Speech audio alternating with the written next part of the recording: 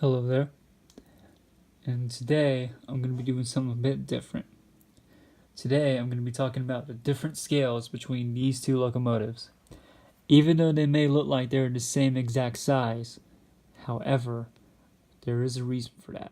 I say there's a reason for that because, in reality, these two would not actually be the same size in comparison if you combine these two, or not combine, if you line them up in real life, because the difference between scale of HO and OO is that HO scale is in 1 to 87 scale and OO scale is in 1 to 76 scale.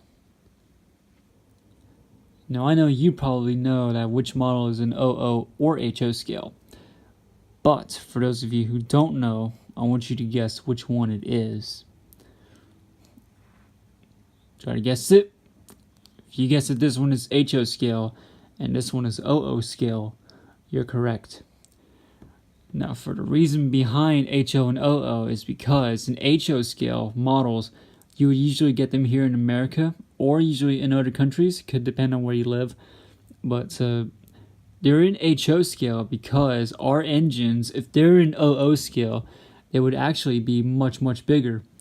Whereas OO scale, the British trains, they're actually more compatible with an HO scale like locomotive because their trains are actually a bit smaller than our actual American steam locomotives or diesels, could depend on which one you're buying. But yeah, you will see the difference in other types of, not just locomotives, but also rolling stock and maybe accessories. Now I know you're thinking that they probably won't even fit on the same track. Actually, they do. No matter what type of track you buy, an HO or OO scale, all of it is going to be HO track. Whether you buy it from Hornby, Pico, Bachmann, whatever, they're going to be HO track, whether you call it OO or not.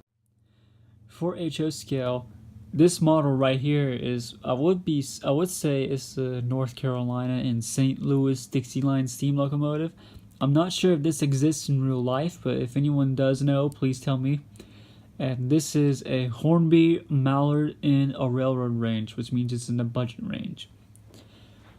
So what I mean by overtowering is that if you, like I said, if you combine these two in model form, they look pretty much the same size, if not the same height. They might not exactly be the same height. As for now, there's a real train coming, but I'll let that slide. Again, as I was saying, as for now, sorry, I can't talk today. This locomotive is overtowering this one because this model is in OO scale. This model is in HO scale. Sorry about that. I'm just waiting for a freight train to pass. I don't know if you can still hear me over the freight cars, but yeah, moving on then. As I was saying, if you were to combine these two in real life, one of these would actually be overtowering the other. Because usually HO and OO scale would be the same scale, but they're actually not. I'll tell you why. I think I probably said this before. I actually can't remember because, like I said, one of these overtowers the other. Can you guess which one it is? Can you guess? Yes? It's not this one. It would be this one in reality. Because if you don't know, this engine would be the USA style engine because it's got a bell and it's got a lamp at the front, usually up above the smoke box. Whereas the British one, they don't have bells, they don't have lamps up front, not front. They don't have lamps up here. Well, I think they probably would. They will usually have lamps right here, right in this area, right here on the buffer beam.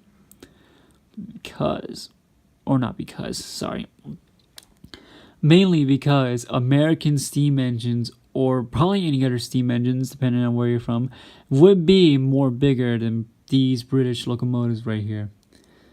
If you combine them in real life, this one will actually overtower the other in height. Not width, or not length, sorry. It's the height. Because that's why these models are scaled down to HO scale. And these British trains would be much smaller in real life because that's why these guys are in 00 scale.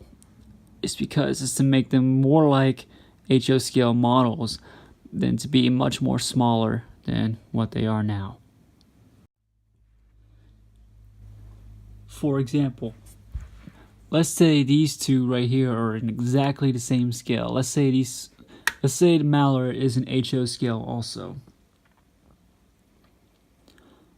If mallard is in an exact same scale as this American steam engine right here, mallard would actually be a bit shorter, or not shorter, a bit, yeah, let's say shorter. How about that?